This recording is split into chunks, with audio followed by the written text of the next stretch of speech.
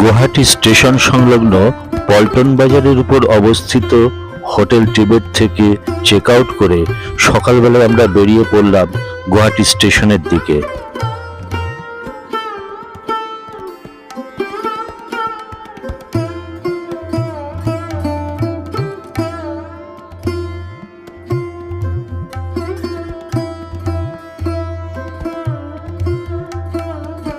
আমরা এই ট্রেনটা করে আজকে গুয়াহাটি থেকে আমরা যাব হচ্ছে ডিমাপুরে যাব। সকাল 6:10-এ ছাড়বে জোরহাট জনশতাব্দী এক্সপ্রেস।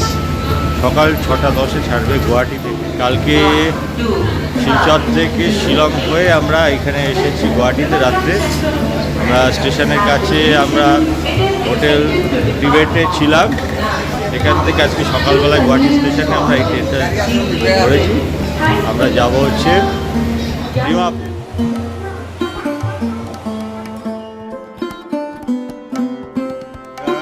অবশেষে আমরা এই ট্রেনটাতে উঠেছি। ট্রেনতে আমাদের ট্রেন ক্যান্সেল হয়েছিল এই ডিউ টু এই ওয়েদারে বর্ষা নেমে গেছে এইখানটায় আসামে। আমরা শিলচর থেকে একদম আগরতলা থেকে আমরা ট্রেন ক্যান্সেল হচ্ছিল। Agartala Silchar cancel, Silchar Lumding cancel. আজকে আমাদের লামডিং থেকে ডিমাপুরের ট্রেন ছিল, কিন্তু আমরা যেহেতু লামডিং যেতে পারিনি, আমরা শিলচর থেকে শিলং হয়ে মেঘালয় শিলং হয়ে আমরা গুয়াহাটিতে এসেছি। তাই গুয়াহাটি থেকে আমরা ডিমাপুরের ট্রেন আমরা করেছি। এটা তৎকাল আমরা করে নিয়েছি কালকে। সেই ট্রেনে আমরা বসেছি। এটা হচ্ছে জোরহাট জনশতাব্দী এক্সপ্রেস। এটা হচ্ছে সিটিং দিয়ে, এটা মাত্র 4 ঘন্টার জার্নি। তাই আমরা চেয়ার কারও আছে, তারপরে সিটিং এটা করেছি। এই সিটগুলো এরকম, হ্যাঁ 4 ঘন্টার মধ্যে। এখন সকাল 5:30, এটা 6:10-এর টাইম আছে, হ্যাঁ গুয়াহাটি স্টেশন থেকে। আমরা ওই মোটামুটি 10:30টার মধ্যে আমরা ডিমাপুর পৌঁছে যাব। তা সবাই আমরা পৌঁছে আছি। আমাদের এখন গন্তব্য হচ্ছে ডিমাপুর। সেখান থেকে আমরা যাব কোহিমা, নাগাল্যান্ডে। ঠিক আছে, তাহলে আমরা যাব এই ট্রেনে করে। এই ট্রেনের ফেয়ারটা এমন কিছু বেশি নয়, এটা 145 টাকা করে এই সিট, মানে সিটিং গেছে 145 টাকা করে পার।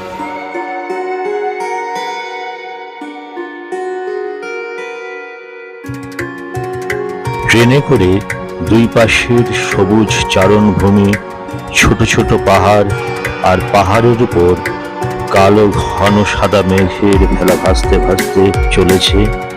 ভোরের ঠান্ডা বাতাস গায়ে মাখতে মাখতে আমরা এগিয়ে চলেছি ডিমাপুরের দিকে।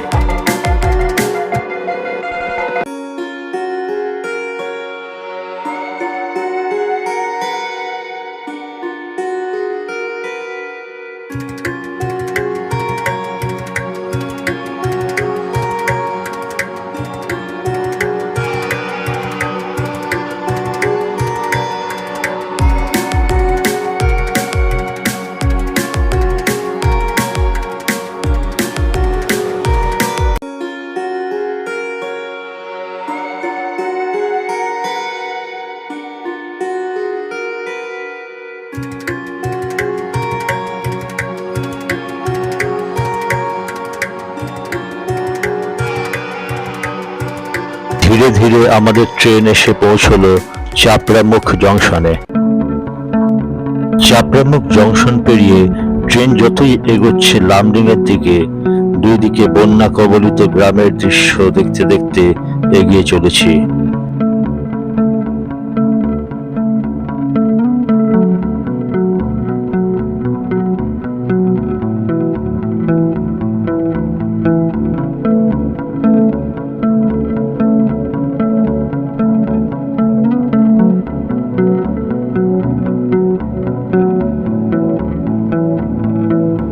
গ্রামের বহু মানুষজন আশ্রয় নিয়েছে অপেক্ষাকৃত উঁচু লাইন ধারে। অস্থায়ী পলিথিনের ছাউনি করে গরু বাছুর সহ মানুষজন আশ্রয় নিয়েছে লাইন ধারে। ব্রহ্মপুত্র নদী এবং তার উপনদী ধানসিঁড়ি এবং বরাক নদীর জল প্লাবিত করেছে আশেপাশের এই সব গ্রামকে। লোয়ার আসামের বানভাসী মানুষের এই যন্ত্রণা তাদের জীবনের সাথে জড়িয়ে আছে।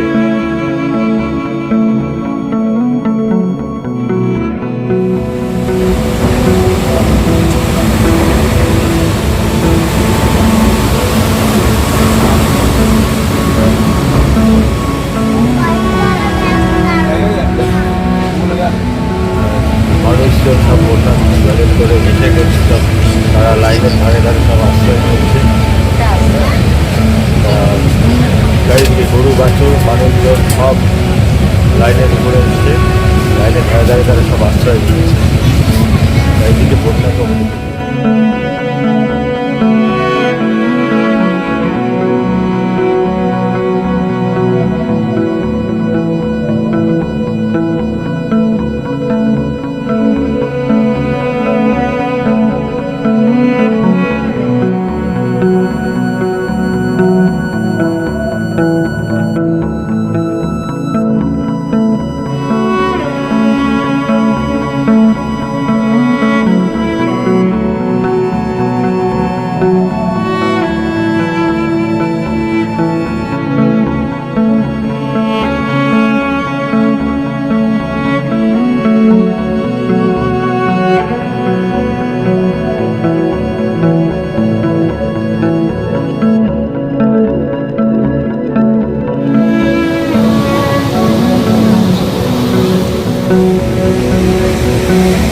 বর্ষার মরশুমে নর্থ ইস্টের পাহাড়ি রাজ্যগুলোর এই ভয়ঙ্কর বিপর্যয় দেখতে দেখতে আমরা এগিয়ে চলেছি।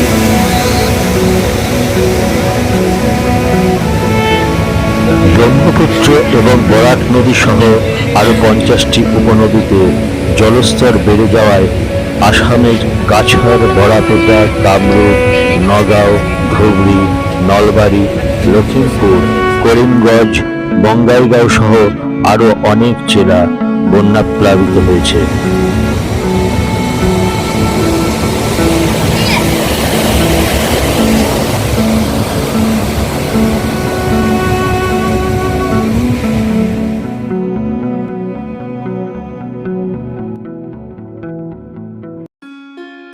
ধীরে ধীরে আমাদের ট্রেন এসে পৌঁছলো ভারতবর্ষের মাটিতে অবস্থিত এক টুকরো লঙ্কায়।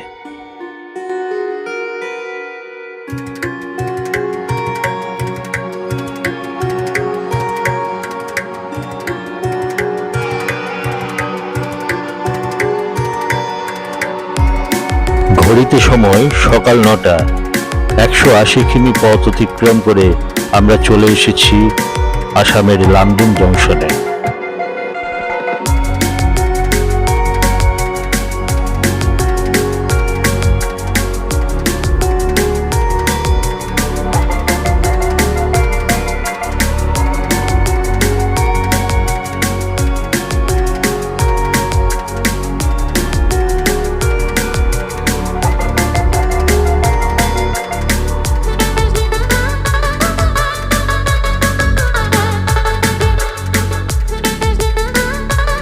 জন্মভূমিতে এলে আমাদের সবার মনটা যেমন আনন্দ ভরে ওঠে।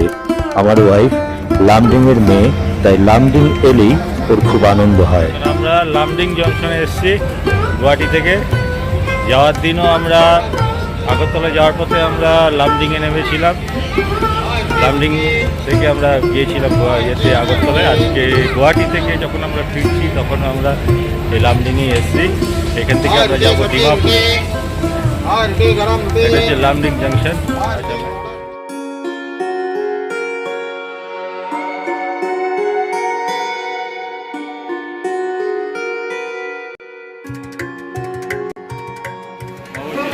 আমরা ডিমাপুর স্টেশনে চলে এলাম। ট্রেন আমাদের ডিমাপুর স্টেশনে এসেছে। এখন সময় হচ্ছে 11টা বাজে, সকাল 11টা। আমরা এই ডিমাপুর থেকে এখন আমরা Kolkata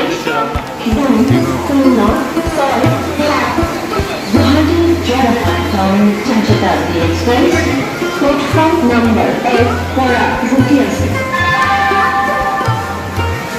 May I have your attention please? 1, 2, 0, 6, 7, Guwahati Jorahat Town. ঘড়িতে সময় সকাল 11টা।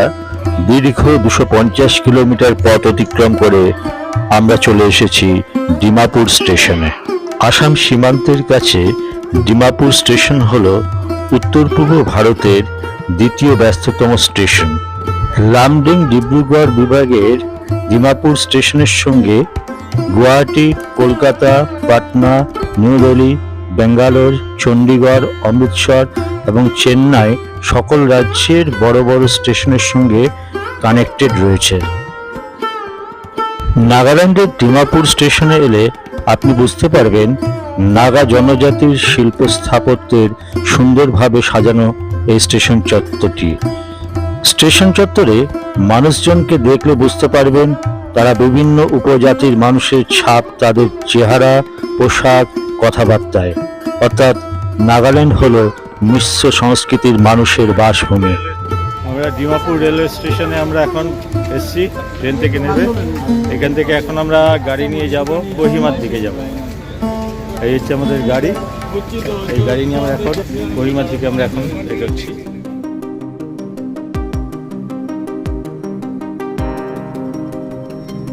ডিমাপুর স্টেশন চত্বর থেকে আপনি কোহিমা যাওয়ার জন্য প্রচুর প্রাইভেট গাড়ি, বাস, এছাড়া এনএসবিটি অর্থাৎ নাগাল্যান্ড সরকারি বাস পাবেন। তবে সরকারি বাসে যেতে গেলে আপনাকে পাশেই এনএসবিটি অফিস থেকে টিকিট কেটে কিছুটা সময় অপেক্ষা করতে হবে। তাই আমরা 400 টাকা দিয়ে জনপ্রতি ভাড়ায় একটি গাড়ি বুক করে কোহিমার উদ্দেশ্যে রওনা হলাম। পর্বত সংকুল নাগাল্যান্ডের একমাত্র সমতল অঞ্চলে অবস্থিত শহর হলো এই ডিমাপুর। একে মূল নাগাল্যান্ড রাজ্যের প্রবেশদ্বার ও বাণিজ্য কেন্দ্র বলা হয়, কারণ একদিকে আসাম সীমান্তবর্তী অঞ্চল, আবার রাজধানী কোহিমা মাত্র 48 কিলোমিটারের পথ। ফলে 2 থেকে 2.5 ঘন্টা সময়ে আপনি ডিমাপুর থেকে কোহিমা পৌঁছে যেতে পারবেন। তাই ডিমাপুর থেকে সমস্ত রকম পণ্য সামগ্রী মূল নাগাল্যান্ডে প্রেরণ করা হয় এই সড়ক পথ দিয়েই।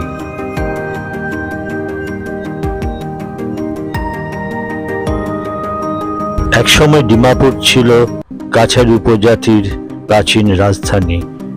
এখনো সেই গৌরবের অস্তিত্ব পাওয়া যায় শহরের আশেপাশে প্রত্নতাত্ত্বিক ধ্বংসাবশেষ থেকে। কাছাড়ি উপভাষায় দ্বি শব্দের অর্থ নদী, মা শব্দের অর্থ মহা বা বড় এবং পুর অর্থ শহর। তাই ডিমাপুর শব্দের অর্থ হল মহান নদীর কাছের শহর। ডিমাপুর হল নাগাল্যান্ডের বৃহত্তম সদর শহর।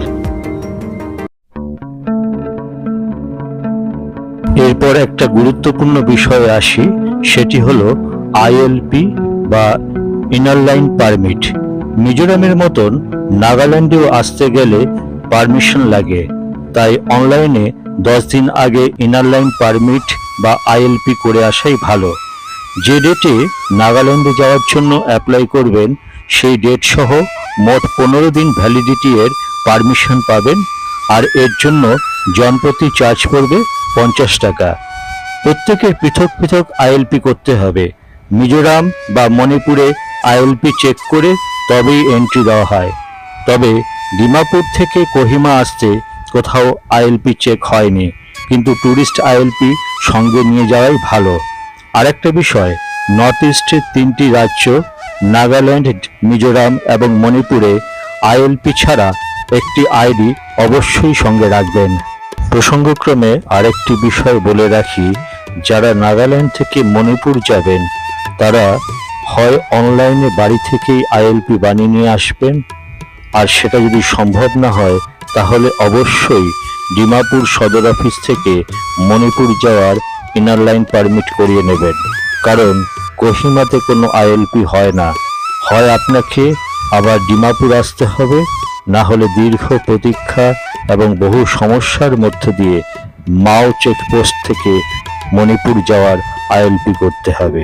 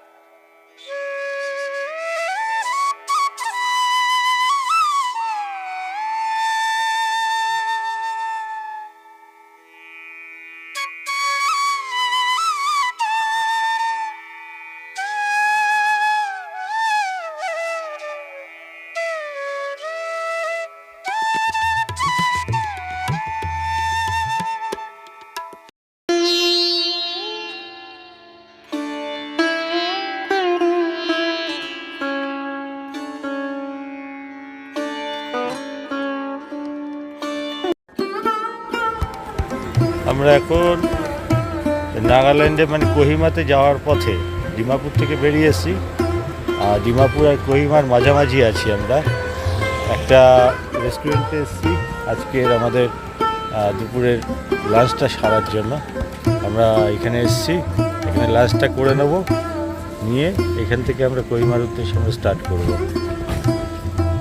এটা হচ্ছে সেই রেস্টুরেন্টটা, এটা একটা মারোয়ারি রেস্টুরেন্ট। কোহিমা যাওয়ার পথে পাহাড়ের গায়ে শান্ত পরিবেশে ওয়েল ডেকোরেটেড এই রেস্টুরেন্টটি। এর ভেজ এবং নন ভেজ সেকশন সম্পূর্ণ আলাদা অ্যাকোমোডেশনে এবং তার এন্ট্রেন্সও আলাদা। আমরা ভেজ সেকশনে এসেছি। এখানে পুরীর থালি 80 টাকা এবং রাইস থালি 120 টাকায় অর্ডার দিলাম। ভেতরে ট্যুরিস্ট ছাড়াও ডিমাপুর থেকে কোহিমায় যারা ব্যবসা করতে আসেন তারা এবং নাগাল্যান্ডের ইয়াং জেনারেশন ছেলেমেয়েরাও আসে। বেশ পরিষ্কার পরিচ্ছন্ন রেস্টুরেন্ট।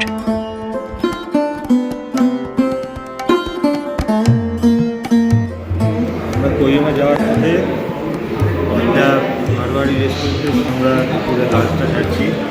এখানে ভাত আছে, চাটনি আছে, এটা হচ্ছে একটা চানা ডাল, এটা হচ্ছে বাঁধাকপির তরকারি, এটা ডাল, পেঁয়াজ, এটা আছে, এখানে পরোটা, পুরি আছে, সবজি আছে।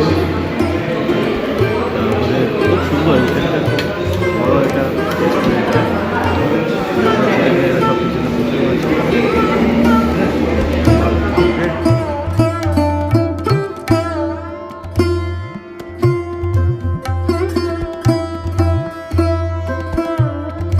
রেস্টুরেন্টের বাইরে একপাশে নাগা মহিলাদের দ্বারা পরিচালিত এই শপটি আছে। এখানে পার্বত্য নাগাল্যান্ডের অসাধারণ সুন্দর সুন্দর ফুলের গাছ, বাহারি পাতার গাছ, এছাড়াও বিভিন্ন রকমের ফুলের বোকে, প্যাকেট করে বিভিন্ন রকমের ড্রাই ফ্রুটস, মশলা, নাগা মির্চি, ভেজিটেবলস সুন্দরভাবে সাজানো আছে। ড্রাই ফ্রুটস এবং মশলার প্যাকেটগুলো 100 টাকা করে দাম ধার্য করা হয়েছে।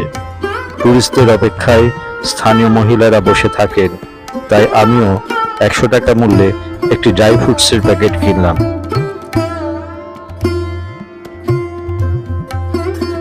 প্রচণ্ড ঝাল ছিল। হ্যাঁ, আর এইগুলো হচ্ছে সব এখানকার নাগাল্যান্ডের বিভিন্ন রকমের ফ্রুটস, এগুলো dry fruits. This also dry fruits. হ্যাঁ হ্যাঁ, ওটা কিনেছি। ওকে ওকে ম্যাডাম, বাই।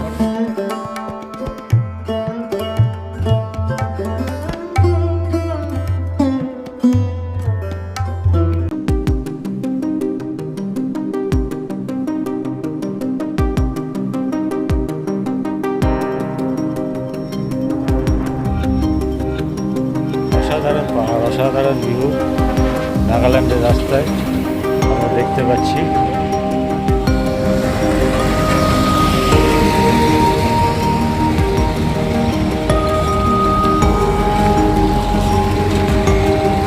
নাগাল্যান্ড সম্পর্কে জানতে গেলে সবার আগে জানতে হবে ওখানকার জনজাতি সম্পর্কে। নাগাল্যান্ডে যারা বসবাস করেন তারা সবাই কিন্তু ওখানকার আদি বাসিন্দা নয়। এখানে 16টির মতন ভিন্ন উপজাতি আছে। তার মধ্যে 2টি উপজাতি নাগা উপজাতি নয়, যেমন দিমাসা, কাছারি এবং কুকি। এই 16টি উপজাতি যেমন তাদের ভিন্ন ভাষা, তেমনি রয়েছে তাদের ভিন্ন ধারার স্বতন্ত্র সংস্কৃতি।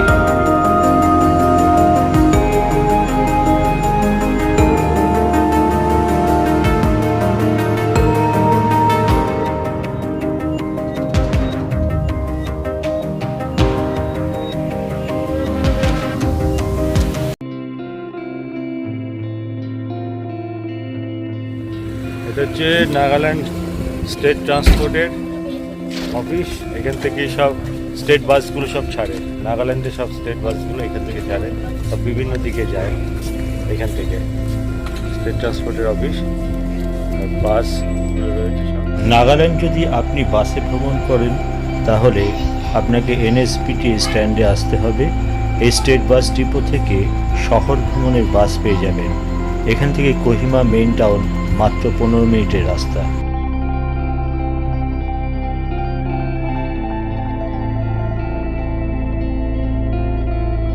ধীরে ধীরে আমরা নাগা পাহাড়ের উপর রাজধানী শহর কোহিমাতে প্রবেশ করলাম। কোহিমা অত্যন্ত সুন্দর সাজানো গোছানো শহর। এখানকার প্রতিটি রাস্তায় প্রতিটি পয়েন্টেই এইরকম ভাবে ট্রাফিক কন্ট্রোল হয়, তাই রাস্তার কোথাও কোনো ট্রাফিক জ্যাম বিশেষ একটা হয় না, আর প্রতিটা গাড়ি অত্যন্ত ডিসিপ্লিন ভাবেই যায়।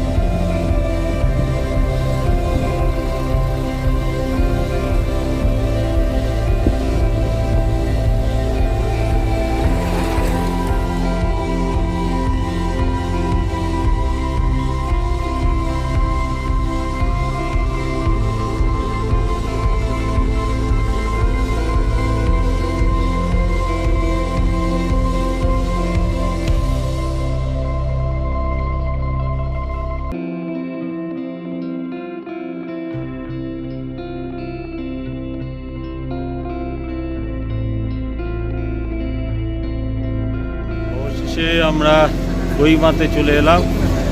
কোহিমাতে এখন আমাদের হোটেল বুক করে আসেনি, কারণ হোটেল আমরা কোথাও সহজে বুক করি না, আমরা গিয়ে বুক করি। তাই এইখানে একটা হোটেল আছে, ক্যাপিটাল হোটেল আছে এইখানটায়। এইখানে দেখা যাচ্ছে ক্যাপিটাল হোটেল, আর ওদিকে আছে হোটেল অরোরা আছে, এরকম প্রচুর হোটেল আছে। আমরা এই হোটেলগুলোর সঙ্গে কথা বলে এখানকার কী রেট, হোটেলের ভাড়া, সেগুলো খোঁজ নিচ্ছি। আর নাগাল্যান্ড সম্বন্ধে যে ধারণাটা ছিল আমাদের, মানে সবার থাকে যে নাগাল্যান্ড মানে সে একটা জঙ্গল, হ্যাঁ, সে একটা নাগারা, সেরকম যেন একটা তাদের মানসিকতা, অন্য মানসিকতা, হ্যাঁ। কিন্তু এইখানে এসে বোঝা যাবে যে নাগাল্যান্ড, হ্যাঁ ঠিক আছে, নাগাল্যান্ড খুব ডেভেলপ জায়গা, হ্যাঁ। অনেকগুলো নর্থ ইস্টে সবকটা রিজনই ঘুরলাম, সবকটা হিল স্টেটগুলোতে ঘুরলাম। নাগাল্যান্ড সত্যিই ডেভেলপ জায়গা, মানে আমরা কোহিমাতে রয়েছি এখানটায়, হ্যাঁ, পুরো মেন সিটিটাতে খুব সুন্দর। এটা চারিদিকে একবার ঘুরিয়ে দেখিয়ে দিচ্ছি মেন সিটিটা। আমরা মেন সিটির উপরে দাঁড়িয়ে আছি, এখন আমরা হোটেলে যাব।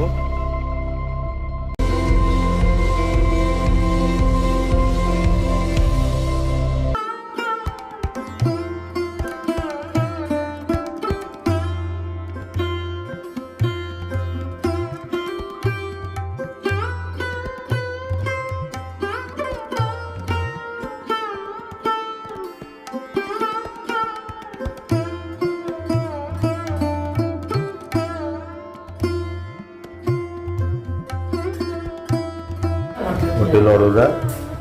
এখানে চার্জ হচ্ছে 3 জনের জন্য 1600 টাকা পার ডে। খুব সুন্দর রুমগুলো এবং প্রপার এটা শহরের উপরেই, পুরো চারিদিকে মার্কেট, সুন্দর জায়গা। হ্যাঁ, কোহিমা এনএসবি বাস স্ট্যান্ড এবং মেইন টাউনে হোটেল অরোরাতে এসেছি। এখানে ট্রিপল বেডের অ্যাটাচ দুটি রুম নিয়েছি, যার ভাড়া পড়ল 1600 টাকা পার ডে। এটা হচ্ছে আমাদের হোটেলের রুম, খুব সুন্দর, মানে ছোট্ট, সে একদম সে কি বলবো মেসবাড়ির মতন, ওয়েল ডেকোরেশন। এই যে পর্দা, এই জানলা সরালেই পেছনে পাহাড়। তা আমরা তো টুরিস্ট, তাই আমাদের এলে আগে প্রথমে একটুখানি সব একটু ছড়ানো থাকেই। হ্যাঁ, কারণ আমরা তো অল্প সময়ের জন্য আসি, যে এটা ঘরের মতন গুছিয়ে রাখা হয় না, তবুও সব জিনিসগুলো রয়েছে। আর একটা হোটেলে যা যা থাকার মোটামুটি সবই আছে। এইখানে কতগুলো দিচ্ছে, washing of clothes in the room is strictly prohibited. মানে হচ্ছে এইখানটায় জলের একটু প্রবলেম আছে, মানে জল পাবেন, স্নান খাওয়া সবই জল পাবেন। এটা হচ্ছে বাথরুমটা, দেখুন খুব সুন্দর, ঝা চকচকে, ঠিক আছে, একদম চকচক করছে পুরো। হ্যাঁ, সবাই বাথরুমটা দেখায়, আমি একটু দেখিয়ে দিলাম। বাথরুমে অনেকের একটা ফ্যাসিনেশন আছে, ঠিক আছে। আর আমাদের লাগেজগুলো ছড়ানো বলে একটুখানি অন্যরকম ডেকোরেশনটা লাগছে। এইটা দিয়ে সরিয়ে দিলেই এখানে হচ্ছে পুরো পাহাড়। হ্যাঁ, এখানে কাজটা সরিয়ে দিতে হবে। এখানে একটা সম্ভবত এটা একটা ওয়ার্ড্রপ আছে। আর ওয়ার্ড্রপ আমাদের লাগবে না, কারণ আমরা তো অতিথি দুদিনে, এত বড় বড় ওয়ার্ড্রপ নিয়ে কী করবো। এইখানে লাইটটা দেখি, লাইটটার সুইচ এই জ্বালিয়ে দিলাম। দেখুন, মানে একদম এত সুন্দর ছোট্ট কটেজ। হ্যাঁ, একটু জামা কাপড় একটু ছড়ানো থাকে, ওটা কোনো ব্যাপার না। হ্যাঁ, এই যে চেয়ার টেবিল সবই আছে, মানে একদম বেশ মেস বাড়ির মতন, খুব সুন্দর।